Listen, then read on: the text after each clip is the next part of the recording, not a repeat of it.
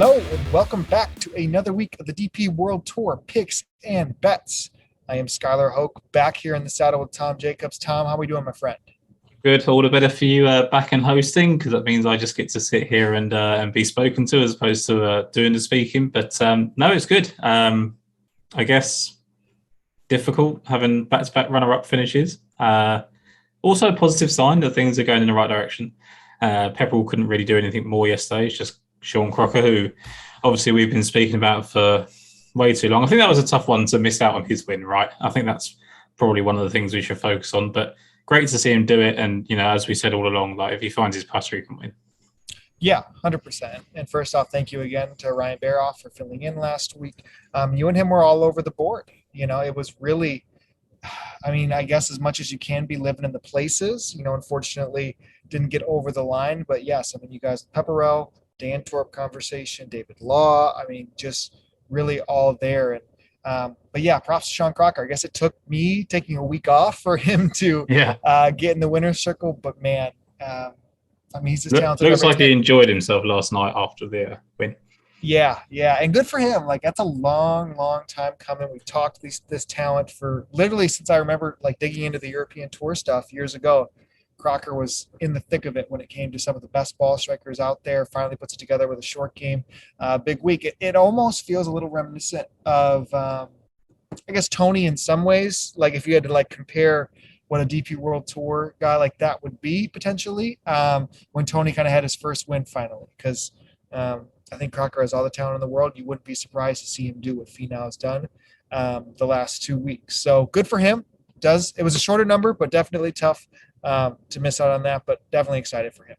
Yeah, I'm glad it wasn't like one of those like 150 times where we've kind of spoken about him and he hasn't quite come through, right? But, you know, he made a putter change. I wish I knew he made that putter change after those 9 missed cuts. That probably would have helped our conversation, but wouldn't have picked him last week anyway, so not too upset. More just happy for him that he got it over the line. I was actually really surprised how many starts he's made. I think it's like 107 or something. I saw the European Tour tweet out yesterday, which is quite surprising to me. Doesn't feel like he's been around that long.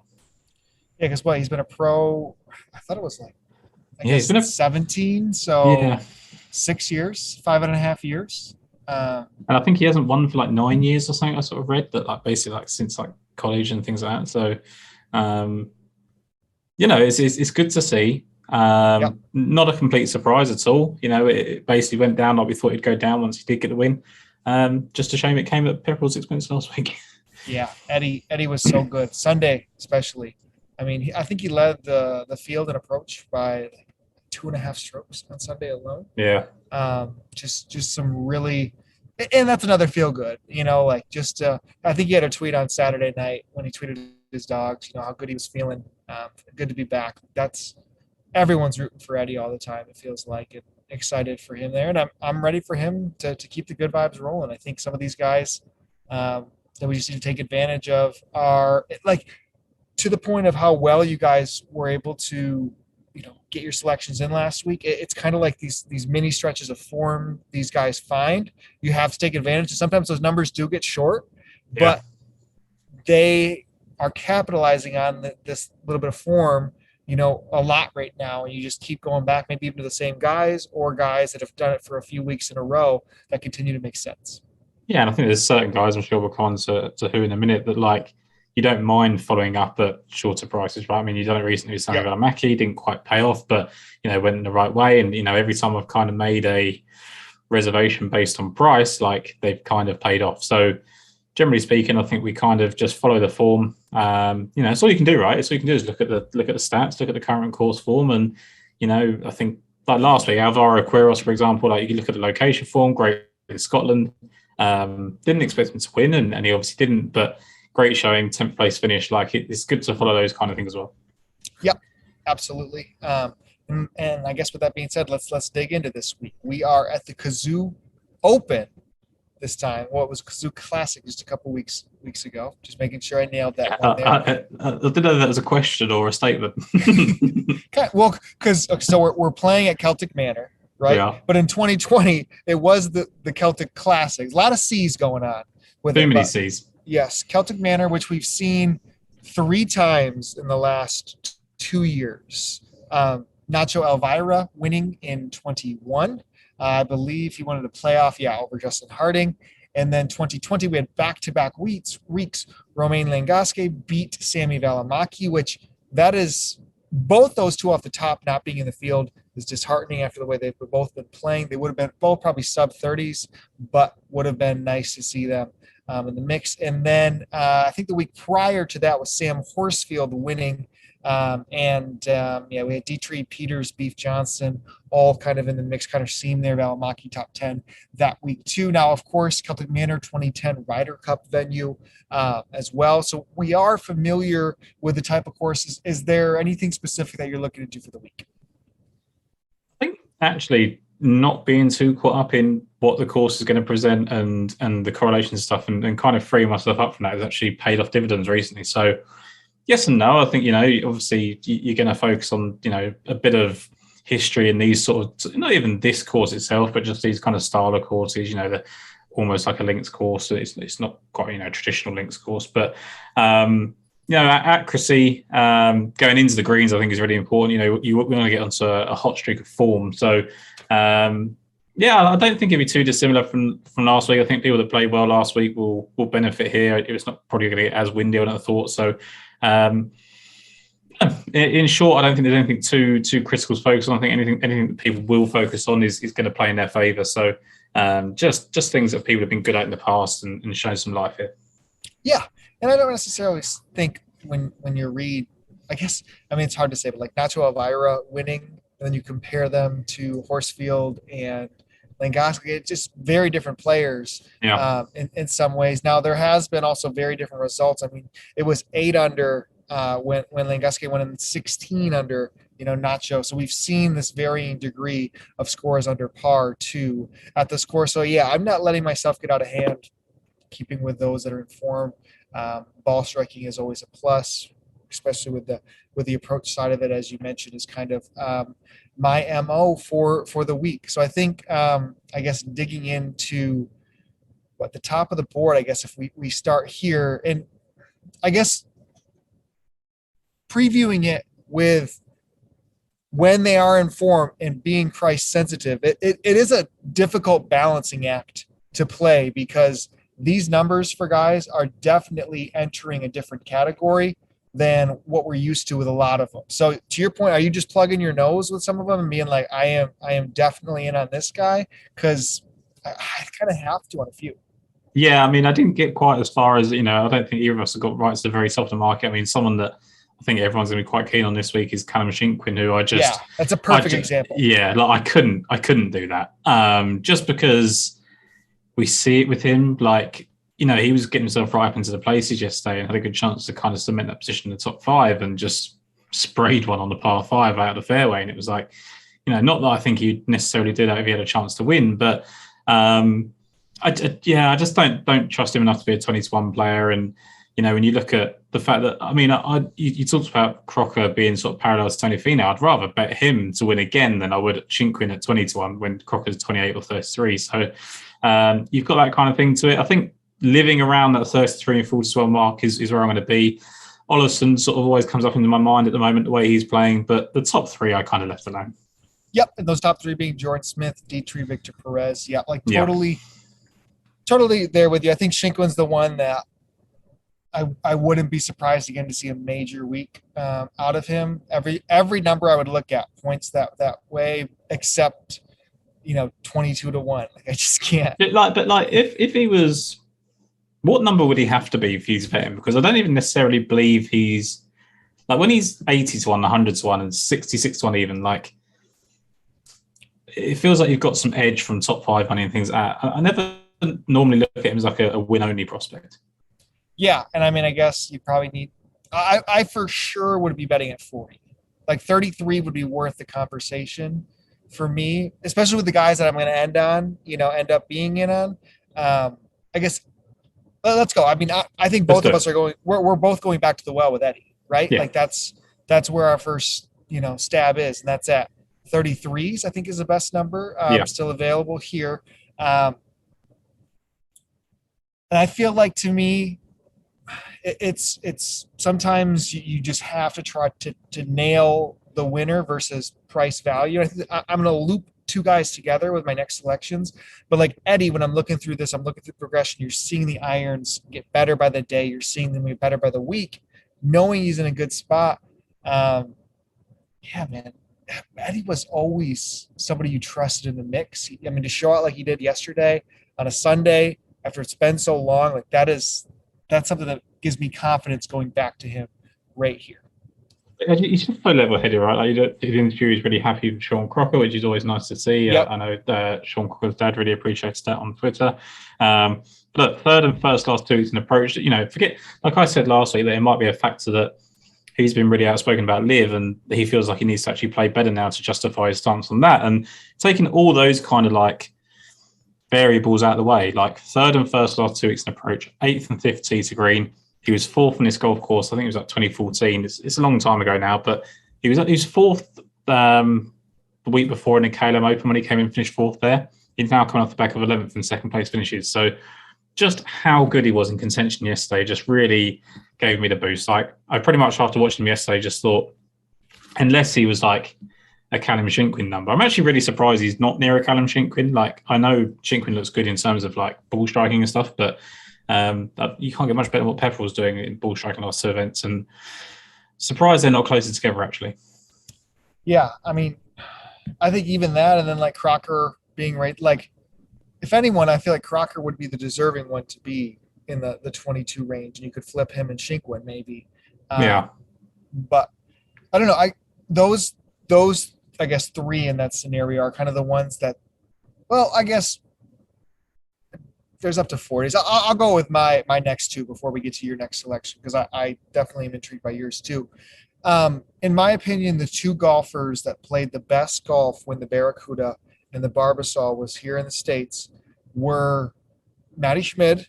Matty Schmid, really was.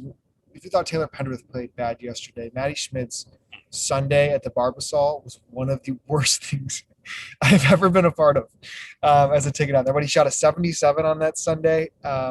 Lot of pressure again in his neck of the woods where he went to school.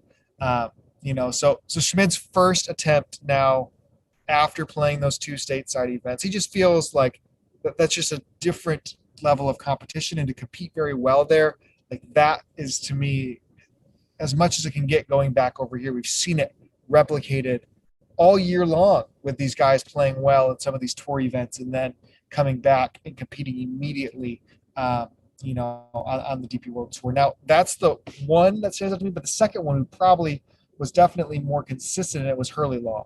Yeah. I mean, Hurley Long has elevated his game, to a whole different level. I mean, he goes out 7th, 4th, those 2 events, and then just kind of warms up last week and ends up finishing T14, getting better as the week progressed. That was a ho-hum top 20, his first one since the British Masters. He has not missed a cut since middle of April.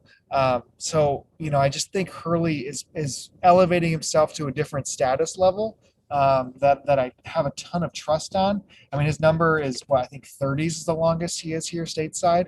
But I just feel of those guys sub 40, like he's the one who has separated himself to me there. So him and Schmid together, and Schmid's 40 there. I just think those 2, their play on the tour just makes a difference for me in the confidence level. So I have a ton more confidence in Hurley Long than I do Schmid at the moment. I do think that Schmid has the higher upside, and you could probably argue that Schmid has the upside of Dietrich, Perez, and Smith, and probably beyond Dietrich, considering his lack of wins. So, that being said, I feel a lot better about Long. He was one that was in the sort of conversation, but I kind of put together Long, Kohonen, Armitage around Pepperell. I was like, I still don't really understand why Pepperell's a price. I'll just take Pepperell and that's it. And the next guy obviously that we're going to come on to. But yeah, I don't know about Schmid. I don't know if it's one of those like do we just back him until he wins type players? He feels like that type of guy. I don't think you fall in that kind of trap. I know Guido maybe is slightly different proposition, but also, where is Guido? He's not playing anymore. It makes zero sense. He's not inside the number to get a card next year. He's going back to Q school, and he's not playing the events. It makes no sense to me why these guys are taking time off. Crocker needed a win. He needed a big week to now he's locked up. He was outside of the number. Guido, where are you, my friend? We need you back. I was I was surprised that he wasn't here. I didn't feel quite as passionately as you did about it. There is a lot left of the season. Like it's very difficult to know the Wyndham is tomorrow, and like the end of the season is right beyond there, and after that, I think to me with Guido, there is more of a runway. But overall, I really think these guys gonna keep playing. Yeah, I think because we're coming to the end of the PGA Tour season, right, with the FedEx Cup, that people kind of link this to end of season stuff, and we're not there yet with the DP World Tour. There's still time to go, so no panic stations yet. But it is surprising that Guido is not here. But Matty Schmid, I don't know. I just think it's one of those we're trying to catch him while he's hot. Well, not even while he's hot, just while he's still 40 to 1 as opposed to 20 to 1, right? I think that's what people are trying to do. So. Whereas I don't think it'd be too long before he's 80 and 100 to 1 again. So I'm one of those a little bit pessimistic on him, but do understand the upside on him. I'll just roll straight into mine. So Jens Dansop for me was obviously we were both on him a couple of weeks ago when you were last on the show. Had a little bit of a concern in the fact that he was 100 to 1, dropped down into 30 to 1 or whatever he was. Last week, and I just felt like he didn't really warrant that. I didn't know if he could do it in contention, etc. Then he played really well for 3 rounds. You think, maybe I've missed out here. Should I worry? And he kind of showed yesterday that the concerns we had, are there. But fourth and approach last week, 7th tee screen last week. He's been second at the 54-hole stage now twice in a row, which is good contention practice, right? So, yes, he hasn't covered himself in glory, but I think it's 2 really good opportunities. And I think now the form, if he gets himself into that position again, could take over, and we could see a Crocker situation. Yeah, it's something where when betting Challenge Tour guys or betting guys that are coming from other tours, you hope that they don't have to cut their teeth that way. It's something. You hope that it's already there. If you think of Alamaki's first win, you never had those Band-Aids ripped off or the time it took.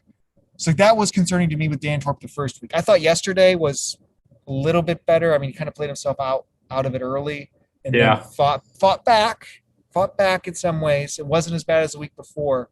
But the number's still decent enough. You just hope, on the Challenge Tour. I guess his win earlier this year was like 6 or 7 strokes. It was like a big win. So maybe he didn't have that battle, and hopefully he's gotten through the last 2 weeks. I think 40s is fair there. I definitely could see that again. I think the thing with Danton as well is that because he's been around for so long, I was sort of having this conversation with my dad yesterday that it's a surprise how long he's been around, because we see guys like a Dan Top coming on the scene and we think they've just hit some good form and, they're a different player all of a sudden. I think we've seen that with kind of Armitage in the past. We've seen that with Mansell recently. We're seeing it with a couple of other guys, we already mentioned, like Hurley Long's reinvented himself. And you think, okay, that's what Dan Top's doing. So, no, he's been doing this for years. He's a 3-time winner on Challenge Tour, and they're so spread out. You just worry that he's just a Challenge Tour specialist, and that was it. But I'm just willing to go back to the wild. I think if he doesn't capitalise in this kind of window, then you discount him, right, as a winner for a little while, and you wait until he's 150 to 1 or whatever, and take a chance then. But I would really kick myself a second week in a row if I looked at the 40 or 33 or whatever now and just went, well, he's not going to win, because he's playing plenty well enough to. Yep, 100% agree, and it's nice to see him capitalize early on that.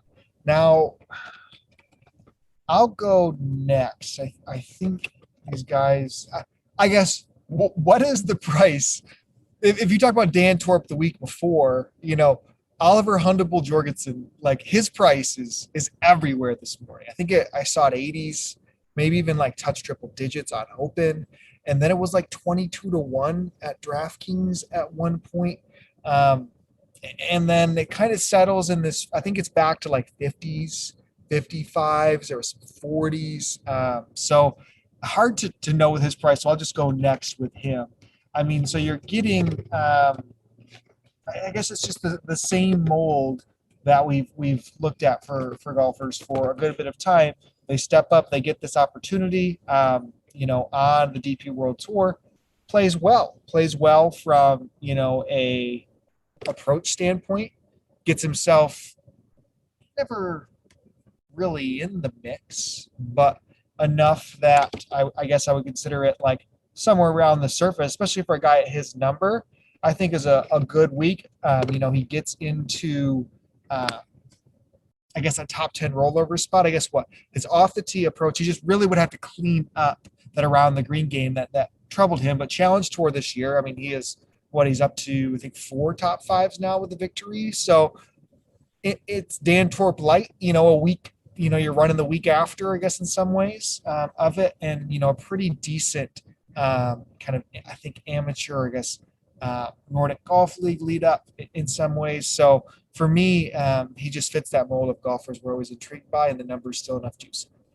Yeah, so I mean, he's another one you could probably have the conversation. I mean, 22-1 is a no, right? Yeah, like you need to say no to that. I don't know how they've got that number because he was 400-1 last week, but it's when he's 80-1 or 100-1. We've talked about this before. Like sometimes it's put me off, but you have to take into the fact that they're a different golfer, right? Like Jens Dantop is all of a sudden proven that he can keep that form up on the European Tour and the DP World Tour, and Jorgensen certainly showed that last week. So, we're looking at a guy that's got to win a second and a fourth. He's second only behind Jens Dantop in the Challenge Tour rankings. He's ahead of JC Ritchie. He's ahead of Todd Clements, who won last week. He's ahead of Christian Crowe Johansson's been playing really well as well. So, he's in some good company. I like it. I think it's one of those ones where definitely number dependent, but I think he's a great play. Yeah, and I believe when I kind of went through it, if you look at round by round, if we're talking about ball striking kind of being of the utmost importance, him and Crocker were the only 2 golfers who were positive in both off the tee and approach in every single round last week. I mean, it's a lot for somebody to step up like that in their first, DP World Tour start like that. Very impressive. Excited to see him again. And I guess, 66 is where I settled this morning. I could go back there. Yep. Yeah, just looking at those kind of in-play stats, just while you mentioned it there, and another sort of case for myself for Jens Dantop is he actually improved his approach numbers every single round. So he's 37th day 1, 33rd, day 2, 5th and 3rd over the weekend. So really positive from that. And like you say, Eddie Pepperell was clear of everyone on Sunday. There was a guy that was second in strokes gained approach last week who we won't mention, but he was a former drug of mine that won't come up again. But let's go into Connor Seam, who, Ryan was on last week, and I was a little bit concerned. It was kind of like one of those, like, one swallow doesn't make a summer types, which I don't know if that translates in America to what it does over here, but hopefully it does. But he's been top 12 in the last 2 starts in tee to green, top 9 in approach both times as well. He's now returning to a golf course where he's been 3rd, 8th, and 18th. Like, you really can't argue with that. He's led at the 54-hole stage twice at this golf course. That it depends whether you take that as a positive or negative. Like, is that his ceiling that he gets into first place after 54 holes twice and doesn't do it? But like Jens Dantop giving second after 54 holes and not finishing off, like, is it a negative? I don't know. I think there's still time for Seam to kind of figure it out and make his kind of run at it. So I'm going to give him another chance on the golf course that clearly he likes over many others. Yeah, I can just never figure him out. I guess if I remember them well, it was almost like Soderbergh blew it, and then Seam blew it right afterwards that week. And then Langaski I think Langaski was like an hour to 2 hours ahead of those guys when they closed here. And it was theirs all for the taking. And I mean, he won by 2, which is, in some ways a classic DP World Tour Sunday. But yeah, all the talent in the world. I mean, we really do, like him at a good number. So yeah, I can get behind there. Now I think his numbers never quite got out, so it was just really big prices. Like, there's always been a little bit of belief, like it doesn't rarely get past 120, 110 or whatever. And as soon as he starts playing well and comes back to a golf course, I'm going to take him. Yeah. So you mentioned one drug for you. Yeah, this wasn't the one. Yeah, But yeah, go for this one. I'm going to yours, man. This is odd. Are you ever going to bet Guido when I don't? Do you think that ever will happen? Probably. I don't know when. Probably when he finishes fourth the week before and then misses the cut when I bet him. So that'll probably happen. But you'll probably bet him, so I think that's gonna be difficult. Yeah, probably not. But I'm intrigued by Paul Waring, and I guess to me, looking at kind of his last couple of weeks, so he finds himself in contention, realistic contention for the first time since COVID. Probably since winning, right? Yeah. So, he had a couple top fives early in 19, so, okay. So that's, takes a lot on you and, goes out, finishes second there at the Cazoo Classic, comes out and just, is terrible round one, just absolutely terrible. And then bounces back having a top 5 round of the day on Friday, following it up with the top round day, the second best round of the day on Saturday. And that to me just says a lot about his game, I guess in the moment. Ends up finishing T30. Sunday doesn't go the best. But, I just think there's not many guys, I guess, that finish outside of, the top 20 are going to put together back-to-back weeks that are top 5. In a specific round. So I just think there's enough lightning in the bottle off of his current form. And you couple that with a price discount based off of, that finish. And then to me, it's like, okay, he was 40s last week, 30s. Yeah. He was short, and intrigued by you guys. Like, I think I would just go right back to the well after seeing those jammed in the middle. I think the long is 60 right now on DraftKings Sportsbook for Paul Waring. So I can absolutely still believe in his form. I think my thing with Waring is like, you have Guido, I have Oliver Wilson and Paul Waring, and they're triple-digit stabs every single time. And you can always just point to Paul Waring being really good off the tee, and this is always quite fun because he's old but really good at hitting the ball quite far. And you wonder whether you're going to catch him at a triple-digit price. And then he comes into like 50 to 1. You're like, actually, I do have to consider Paul Waring here. I just like to see him better, really. Other than that, there wasn't really too much to it. I think he's playing really well, and I think it's time for him to win again. Like, I think he's capable of doing it again. I think we're kind of seeing flashes from golfers quite a lot at the moment that have been out, for a while. Andy Sullivan's been coming back. Ross Fisher's been showing signs again. So in that kind of cast of players, I don't know if it is a thing, Sky, and I don't want to keep mentioning the other tour, but like I don't know if it's like a motivation thing. Like they've seen this and just gone, you know what? Let's just get our asses together and play some good golf and stick it to them and show that, of course, these tours are fine. Because I think otherwise some of these guys have probably rested on their laurels a bit. I think Waring won and kind of just settled down. Fisher's been what he's been for 20 years. Like Andy Sullivan won plenty. He's been on Ryder Cup teams. Doesn't need to do much more. Don't know. I just wonder if they've all just been kind of given a kick up the ass. Yeah, I'll give one shout out to everything going on, and that's to Luke Donald being the new Ryder Cup captain. Yeah. For Europe. So excited for him. His boy Fitzy, Northwestern boys can team up and have some fun. So continuing on, we each have one more, I believe. Yeah. You've got one more here, and then we can talk a little bit. I go a little bit down the board, but let's close out sub 100 to 1. Yeah, so Chase Hannah for me, he was kind of like 100 to 1 last week. He's now 80 to 1, but just going to give him another shot. Like, he was 12th in approach last week, 15th tee to green, and he was 6th in this event last year and was second after 54 holes. So everything I wanted to see from Chase Hannah, I've seen. He showed last week that it was kind of right to trust him on a golf course that he's shown life on before. Like, I know he was only 30th, but 30th is pretty good for him because he either misses a cut or finishes top 10. So 30th is actually kind of an improvement on what he generally does if he's not in contention. So I think that, just building into the fact that he was 6th last year here, just gives me a lot of confidence. Like, I just think that the way he hit the ball, obviously just needs the putter to warm up. We know that could probably happen.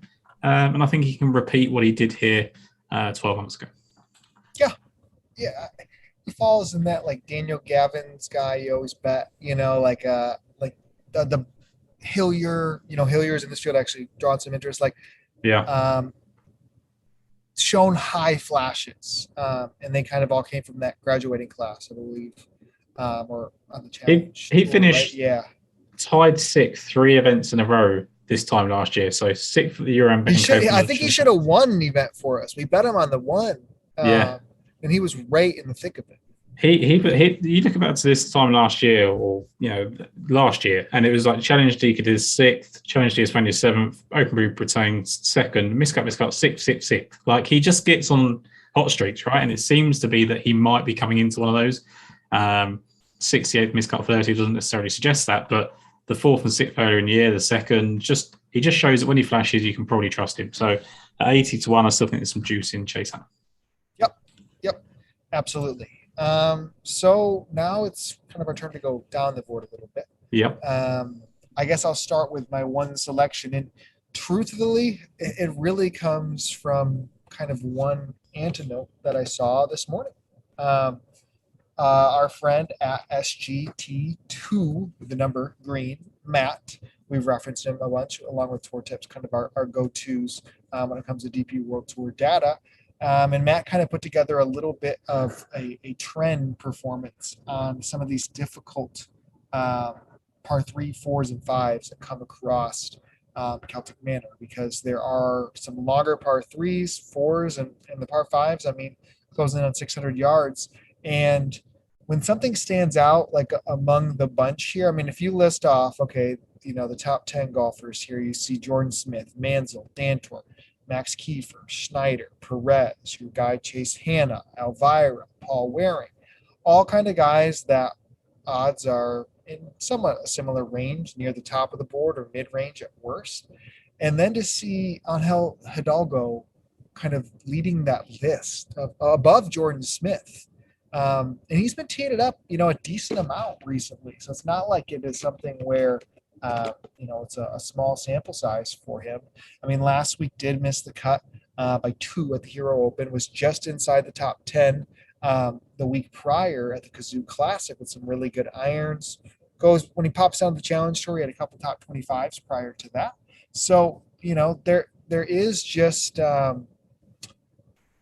I think enough in what I saw. I believe he won. Yeah, he won 3 times in the calendar year 2021. Twice on the Alps Tour, once on the Challenge Tour when he made his way and graduated. He was in the thick of it at the Joburg Open through 36 holes. If you remember in the event that got cut there.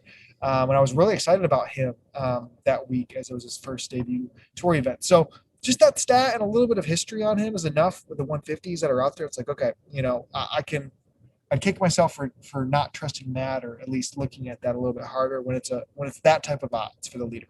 Yeah, me and Baroff spoke about him last week a little bit, like that he kind of stood out at this kind of same price last week. But his current form had been great. Like you're looking at people that could do a Jens Dantorp, and he was the guy, right? Like this is where you kind of, I think we're seeing, Sky, like why you put so much stock in lower tours than maybe more so than others, right? You and Brad and myself, now that we kind of looking at these other kind of tours and seeing that kind of form is form, right? I mean, Gupta was playing well again for decent periods last week. Like he hasn't been able to put 4 rounds together, but he's been showing some good stuff through. I think he was playing with a 16-year-old on Sunday. That was a bit of a wild Sunday there, but it is. I think he's playing good enough golf to be there, and it all just depends how he takes the golf course, right? Like he was top 25 of his irons in round 1 last week, struggled on day 2 of his irons, and maybe the course just wasn't the best for him. This is a bit more, it's not traditional links, so it's maybe not so far out there for him, and maybe the change back to a similar layout for him might really prosper. Yeah, and as much as we love the DP World Tour, we recognize the strength of field differences that are happening more and more. I think that is one of the hindrances of what Liv is doing. Is it definitely just waters down playing fields everywhere, unfortunately, and then when that happens, the counteract to it is you maybe aren't having that same level difference that would step up from the challenge tour. Clearly, it's not for the guys playing that well all that different with guys that we're seeing come in and compete regularly. So yeah, I just love the price guesses that you get to have with those opportunities. I mean, there was, perfect example. It's, I guess it's a stretch, but like yesterday, I guess the Scottish Open twice this year. Okay. What we saw Joo Hyung Kim, who's now a PGA Tour card, finished third. And then on the ladies' side yesterday, Ayaka Fure won there. Japanese, golf. I believe she was playing on the JLPGA for Yeah. the years prior and competing well. Another one of Brad's selections that week that was, I think on like the Thailand tour, finished top 10 and now earns into the Open Championship. Like those are stronger fields, so when it gets translated to a field like this, too bad there's not too many amateurs that I can keep firing at. If I was on the show last week, I probably would have talked quite a bit about a few of them that ended up playing. But that's why you weren't invited last week. Yeah. It's just we didn't have enough time. Yeah, very smart, very very smart. But no, I think that's and that's the perfect example. I would say most people might be surprised that I'm not betting Filippo Celli this week. He's teeing it up, getting a chance after his low amateur winnings at the Open Championship. Would that be too on the nose? Like you just literally Guido's not here, so let's just find not Guido. Like is that what you're worried about? Because you probably wanted to do it, right? Oh, 100% wanted to do it. You kidding me? He doesn't have a sling pedigree yet. Let's let it happen. I guess he won the amateur championship, just a couple weeks prior. But I'm excited for Celli to tee it up. There wasn't. I guess you had somebody who caught your eye. That's way down the board. Talk to us. Yeah. So Jesper Svensson for me was someone that I kind of like because we were just looking for those guys that are stepping up from the Challenge Tour. He kind of caught my eye last week, and I never really trusted it, and it wouldn't have paid out anything anyway, so not that bothered by it. But like Jesper Svensson showed decent enough stuff last week. He finished tied 19th in. It's not the strongest of field, but when you look at the names around him, you've got Justin Walsh has been playing well, Vincent Brisson, Kawamura, Langasque. Like, he's around those kind of guys. Jack Croisfit was right next to him on the leaderboard. Like, he's in good company and, just improved his position every time last week. He shot 70, 68, 68, 69, but every single time got better, climbed inside that top 20. And when you look at it, like, it shouldn't be a complete surprise. Like, he's had 2 top 6 in his last 5 or 6 starts on the Challenge Tour. He finished off the Challenge Tour decently last year as well.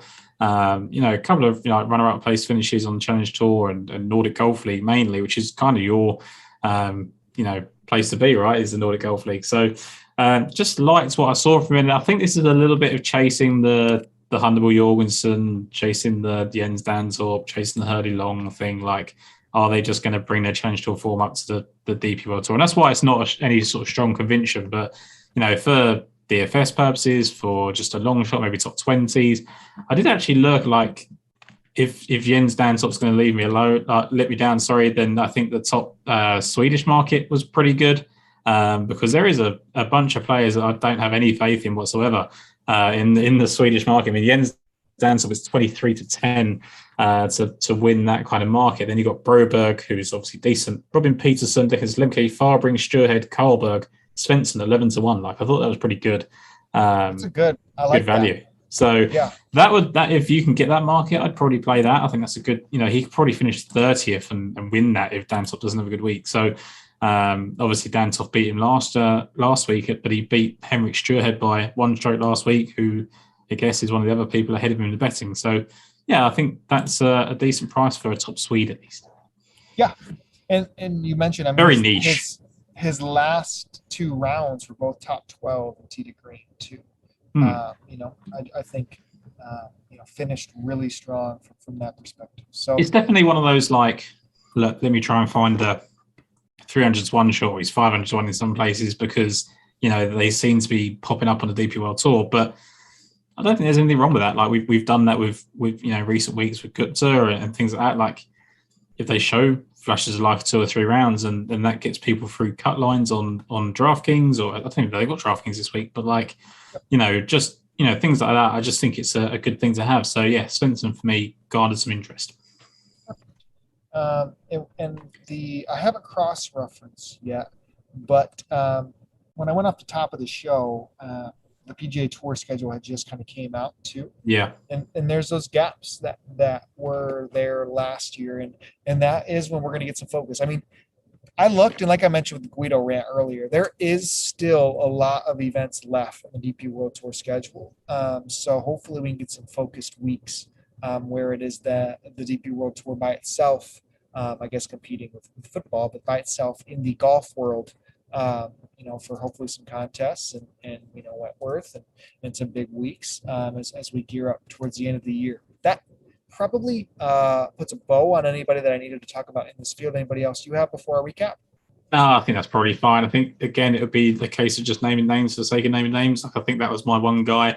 I did look at the fact that I don't know if he's not been playing a lot recently or we just haven't seen him because he's not been very good. But Maverick Ancliffe was someone that we were buzzing about for a long period of time. It's like 500 to 1. There's probably a reason why. So I haven't looked so much. Yeah, like him. Colzart's is back in the field for the first time in quite some time. Elvis Smiley is teeing it up. I mean, we could just probably. It would literally just be naming names, right? Look, what I would say is that there always seems to be someone down here. You mentioned Daniel Hillier earlier. We've mentioned a couple of people. Like, there always seems to be one at the moment that kind of does crack into that top 5, top 10. Like we had Soren Kjeldsen last week have a really strong performance. If you think he can follow it up, he's another guy. But I haven't really got anyone else to go too far into. Yep, cool. So let's run through. You can start. Yeah, so for me, I'm going to start my card with Eddie Pepperell at 33 to 1, Jens Dansop at 40 to 1, Connor Seam at 50 to 1, and Chase Hanna at 80 to 1. And I do think whatever way you want to play Jesper Svensson, if you want to take him on top 20, top Swede, I mean, I think it's some 500 to 1 outrights. Like, it'd be a good fun bet to have. Yeah, absolutely. I'm on Hurley Long, 30 to 1, Eddie Pepperell, 33, Matty Schmid, 40. If we went to, I guess the next one then would be Paul Waring, 60. If you want Oliver Hundable Jorgensen, I believe the best price might be 55s right now with 66s and longer this morning. So in there, and then rounding it out with Angel Hidalgo, and that's at 150 to 1. So that puts a bow on it for the week for us. Great to have everybody back. And like I said, with the schedule coming up, we stay in this kind of neck of the woods, right? We have the Honda. Let's see, coming up after that, what's it, the third Honda? And then I guess one of my favorite events is coming up pretty soon here with Cran Soucier at the Omega.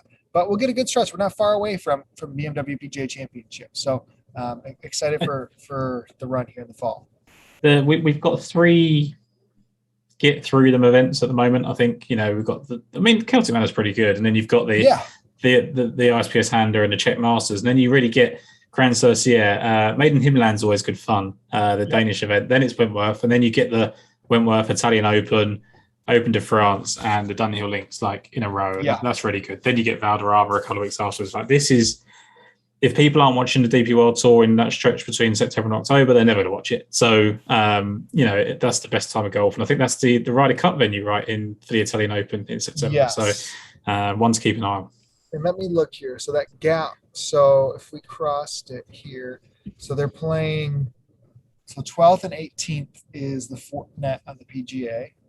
So that crosses with. Okay, so the Italian Open. So yeah, we're going to get Alfred Dunhill by itself. I'm rather sure. Yep, Alfred Dunhill should be the week after the President's Cup by itself, and then the entire month of October to the last week, basically. Oh wait, no, just kidding. They do jam in the month of October. So yeah, it looks like the BMW PGA Championship is the big one that we're going to get on an island, and we can really pump it up for that week. Yeah, some good players. I think Rory's coming over for that. I think John Rahm might be coming back over. Billy Horschel will obviously probably come back. Yep. I seem to remember seeing Will Zalatoris being mentioned for it, but maybe it's just us manifesting. It could be. I think maybe we did actually say that. That's probably all that was.